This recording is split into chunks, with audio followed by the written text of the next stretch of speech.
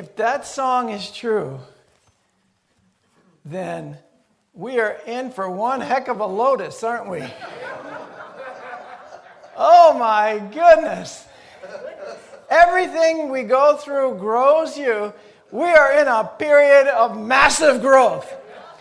We are in a period of massive growth and into positivity, into an amazing, incredible future that we cannot see yet, but we can feel it coming because why? It's within us. The wound exposes the light. I love that line in the song. The light just beneath the skin. The masterpiece just beneath the skin. And I love this line. I use a lot, and I forget where it comes from, but it says, you're allowed to be both a masterpiece and a work in progress at the same time. And that's what we are. We are definitely a work in progress. And we're at the point where we have a lot of work to do, that's all. We're at that stage of the project of humankind, of growing and rebuilding ourselves as a human family that seems quite impossible. But I can tell you that it's not, because we've done things that seem to be quite impossible before. And we will do them again. And I love the fact that in spirit, nothing's impossible. With God, all things are possible. And that all things work together for good to those who love God, love the Spirit, and are called according to that purpose, to a higher purpose. So let our purpose be one of discovering our connection to God. Yesterday I heard someone say, that's why we're here. That's the only reason that we're here, is to discover who we are, is to discover our oneness with the divine spirit of universal mind, of God itself.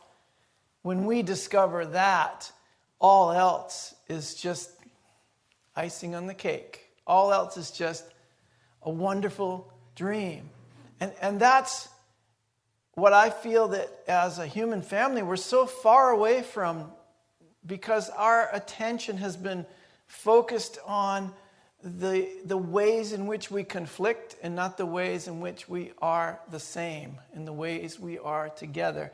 We've focused on our differences and not on our sameness, not on our equality, not on the Spirit of the living God within each and every one of us. So today, instead of looking at this idea of independence, I want to look at the idea and celebrate the idea of our interdependence, our dependence upon one another, because we truly are one.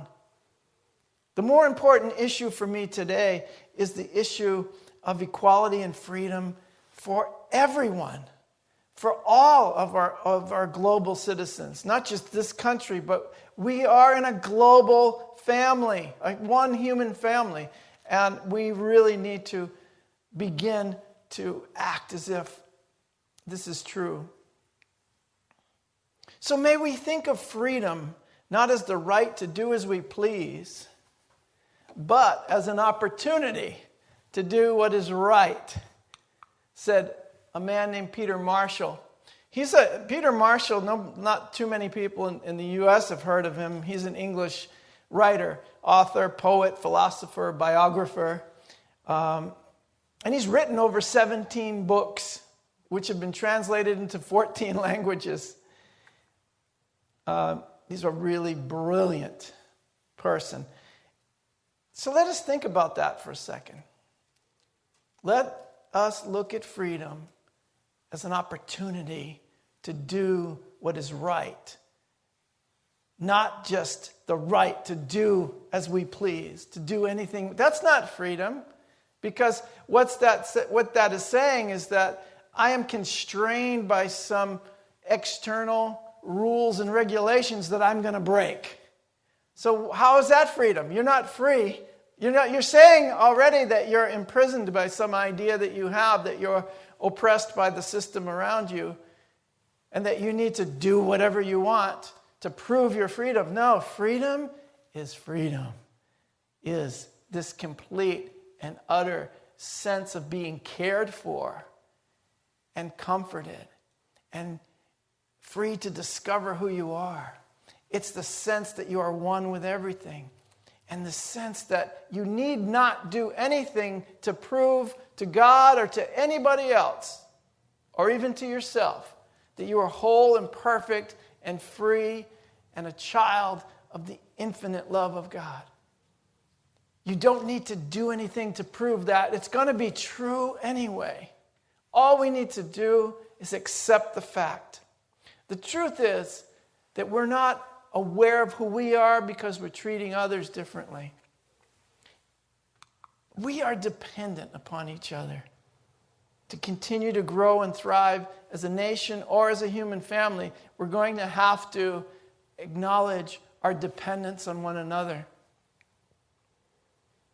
So this 4th of July weekend, I really want to celebrate our interdependence. And I know that we can only really be free when we have lifted up others. We can only rise up from where we think we are by lifting up others. Not by protecting our position, but by releasing it and saying, welcome in. Welcome to my joy.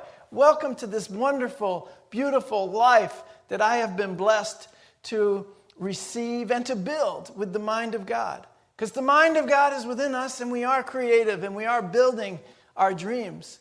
But they're not going to be fulfilled completely until we include others.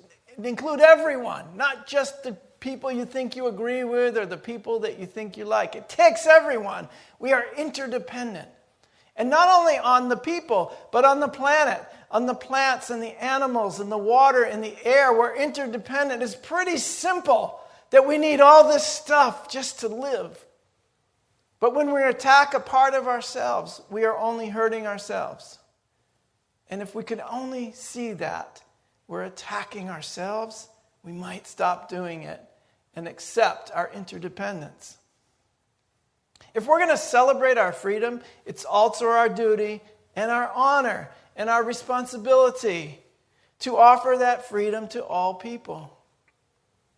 Nelson Mandela, he inspired me greatly with his saying, to be free is not merely to cast off the chains, but to live in a way that respects and enhances the freedom of others. So I'm not only, respecting would be a good start. Respecting the freedom of others. I don't even see a lot of that these days. But once we get to respecting the freedom of others, then we want to enhance it. We want to give ourselves and others opportunities to further express the God within them. Because I truly believe, I say this a lot, that we are all unique expressions of God, the divine, wonderful, loving God that is within all of us. You are a unique expression, and we need your expression of God in this world. So to enhance your freedom is to allow you opportunities to express that God's self within you. To not be imprisoned in a job or employment just for money, just for survival, where your creative abilities are never seen or developed. We need education that helps develop these abilities that our children have. You know, there have been several children born in the last 20 years who have had higher IQs than Albert Einstein. Where are their ideas in this world? Why aren't their ideas being listened to and developed? Because they're not actually free to be the expression of God. Their freedom isn't enhanced by our ability to allow for an environment that really nurtures progress. And I think that to be free also is a type of surrender. That we need to surrender to this interdependent web of life so that each and every one, I know some guy said this, to true freedom is surrender. Do you get that? You think it's doing what you want. You think no, true freedom is surrender. It's acceptance. It's letting go. We're doing it backwards. We think it's action. We think it's freedom to do something out there, to take control, to no. It's not about impressing my will upon the world. It's about accepting the will of God in me and allowing that to flow into the world. Accepting the will of God for each and every one of us is perfect happiness. And enhancing your freedom to find that happiness. But it's through surrender. And surrender to this interdependent web of life. Trusting the infinite flow of universal mind. It sounds like a woohoo spiritual term, right? We're going to trust the infinite flow of universal mind. But it's very simple and scientific, really. I want to trust that the flow of energy that's all around me, that's coming from this interdependent web of life of everyone, including the plants and the animals and the water and the air, is supporting me in my freedom, in my life, in my joy, in my healing, in my relationships. So it's very practical to trust the flow of universal mind. It's not just some crazy concept. It's very practical. Now, the reason I don't say you have to trust God is because people have taken this idea of God and made it like this person that can either be loving one moment and condemn you the next moment. And it's not like that. Universal mind is a more it's a term that fits God better, I feel, than the traditional man in the sky. Yeah, you laughed at that. I like it. Thank you. Yeah, because we start out with it's got to be both male and female when it is a manifestation of how it affects us on earth, because we're male and female. We're both. So it can't just be male, for one thing. And then the next thing is it's not really confined or limited to our human perceptions. So we can't make God in our image. The Bible even said we have to be made, and we are made, after God's image, which is spirit. God is spirit and must be worshipped in spirit and in truth. What we try to do, and of course, we're trying to understand what's going on with us, we try to place God in a concept that's limited to our perception, instead of attempting to be free in our minds to experience something new. We're going to experience something new anyway, but usually it takes a lot of crap happening to shake us off of where we are, because we're just so comfortable. I know I shouldn't have used that word, but that's what it is. It's just a lot of fertilizer. It really is, right? And that fertilizer is going to grow some nice plants eventually. But the initial process of composting everything, that can be, something that you don't want to engage in. But I have found, I was telling Lily, it's a gardening metaphor, that the best plants, the best vegetables and tomatoes and all those wonderful squash that we grow and all those great things come from good fertilizer. If you don't have good soil and good fertilizer, man, your garden is not going to grow very well. So looking at the amount of fertilizer we have in our country, in our world today, we're going to have a great garden.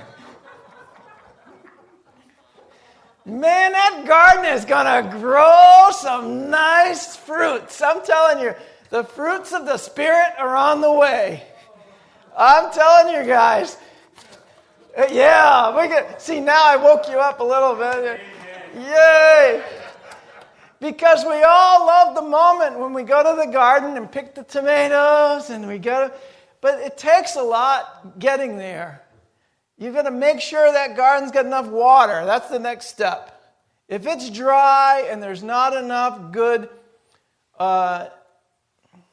rain coming down, you've got to get out and water it yourself. So that's what we have to do, watering with the truth our communities, our families, our friends, watering, soothing, giving life and nourishment spiritually to one another. Instead of continuing to share in the popular judgments of the day, I want to give you the truth. And so that's the water. That's going to grow a good garden. We need that water. Of course, we need to get out in the sunshine.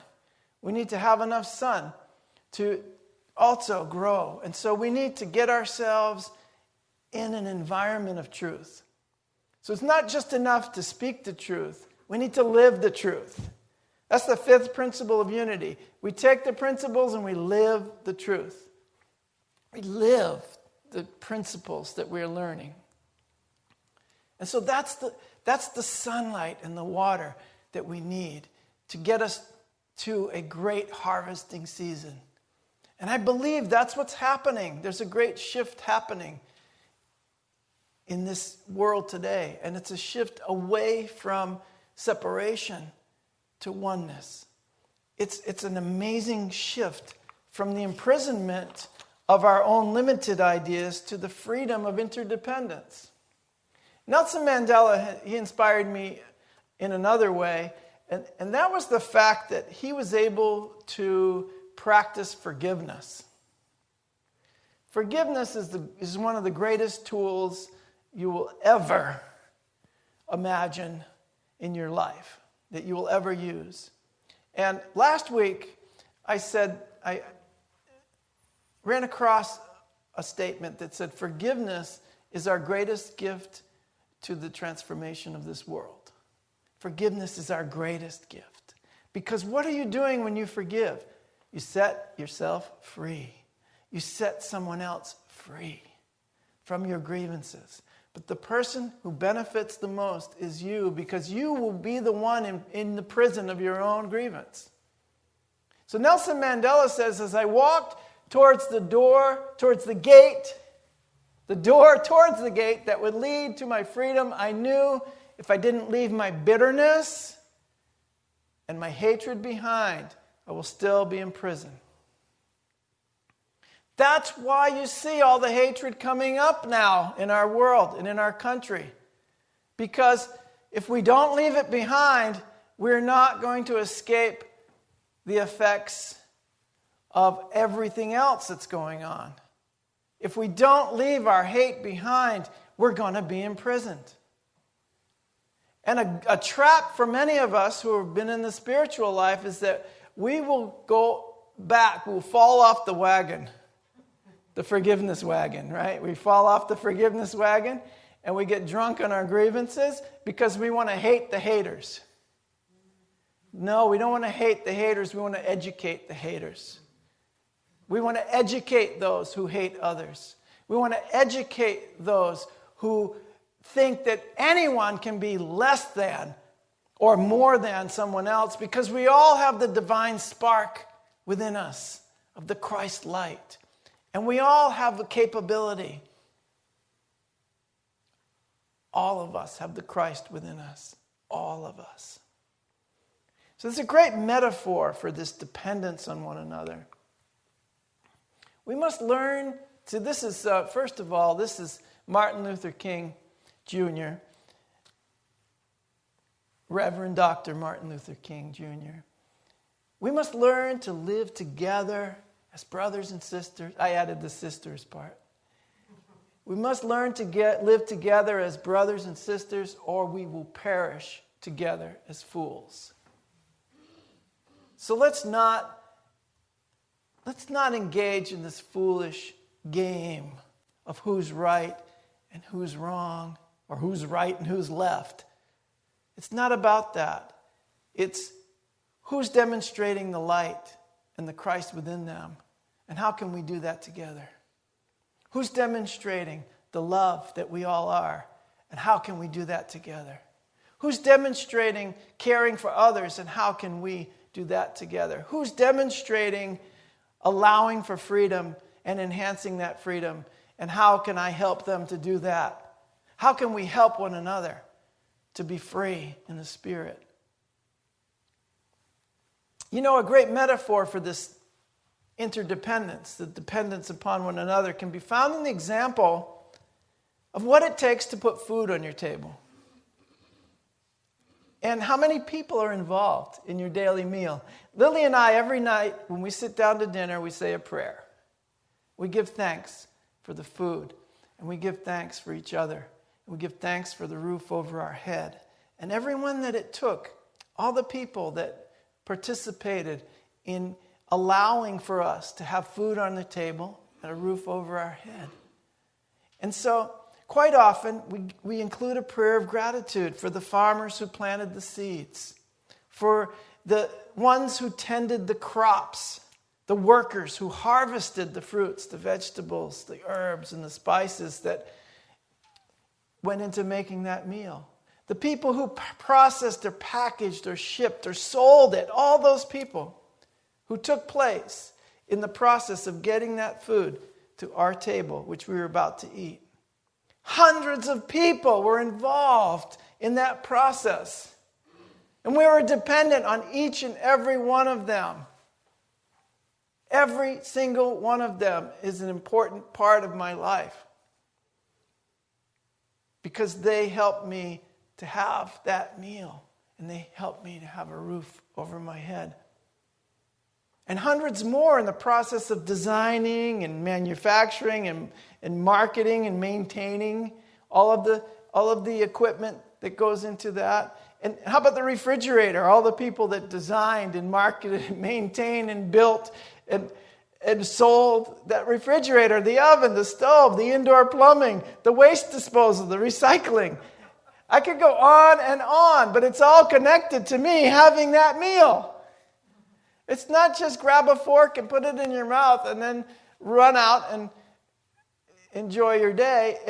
I'm going to enjoy my day more knowing that I have blessed each and every person, and I am grateful for each and every person who took part in that, because I am dependent on you. Whatever you are to do in your life, like whatever is yours to do, it is super important. Every single job is a sacred job. Every single person is a sacred person. And you're dependent on them. And so to think that your position is greater than anyone else's is a really poor mistake on your part. No, you are a servant to the rest. And those who have been given much will be required. And if you're not able to fulfill those requirements, give someone else your job. Because that wasn't meant for you. Perhaps you would be better off doing something else. So we must learn to live together as brothers and sisters, because we are brothers and sisters. We are dependent on each other, and each and every day we do help one another to get what we need in life, to be happy and free. It's so important. We're already together in this. Treating one part of humanity as separate from another is unnatural. It's unnatural. It creates stress and disease in the body because I'm not being natural. I'm not including in the energy that we share together. I'm not including in the gratitude for you and the love I have for you. And so I'm going to create stress. And I'm going to create dis-ease in my body, in my family, in my community, and perhaps in my country and in the world. Why? Because I'm not acting in a natural way of inclusion, including and accepting you as my brother and my sister. And that's all we need to educate one another in doing, is including one another in this adventure that we call life. So this is spoken of in the Bible in two places, in Romans and Corinthians, where he says the body is a unit, right? It's one piece. It's a unit. But it has many parts. It's comprised of many parts. And actually billions and trillions of cells. So all these billions of things are working together. Although the parts are many, they form one body. And so it is with Christ, with the body of Christ, which is what we are. We're all baptized into one body. which means we all have the same Spirit. Now, to each one, this is really cool. The manifestation of the Spirit is given to the common good. So the manifestation of the Spirit in you is going to be given to the common good by the Spirit. It's natural. It's going to happen because you are in the flow of what is yours to do. You're playing your part. In Romans, it's pretty much the same scripture, but it says that in the body, the hand doesn't want to become the foot. It's perfectly happy being the hand. And it doesn't say, oh, I have no need of the foot. If you're like John, your feet are like your hands anyway. He's walking around like his hands are down there. But no, it's what he does. But it's true. You know, the eye can't say, I don't need the hand. Because the eye sees the flask of water and the hand picks it up. You need all the parts working together, perhaps interdependently, not independently. They're working together, interdependently. The hand really cannot work that well without the fingers. And the eyes can't really work that well without the hand. And without the feet, you got nowhere to go. So it's very interesting because I need all of me working interdependently as a whole to take a sip of water. It's just that simple. To live the simplicity of life is that I really need you and you need me. And so when I see the Christ in you, I'm going to see it in myself. If I don't see it in you, that's my job, to go out and try to see it in you, to find a place in you where there is light, and to attempt to ignite that light, and to join with that light and make it a greater light and a greater recognition of the light that's all around us and within us already.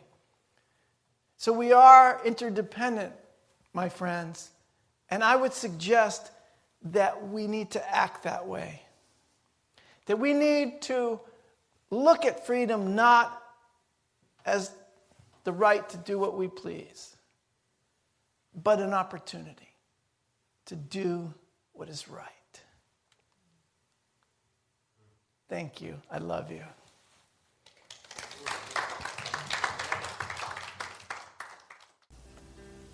You have been watching the message from our Sunday celebration service here at Unity on Cape Cod, providing a positive path for spiritual living. Please join us every Sunday morning at 10 a.m. at 147 Walton Ave, Hyannis, Mass. And visit us online at www.unityoncapecod.org.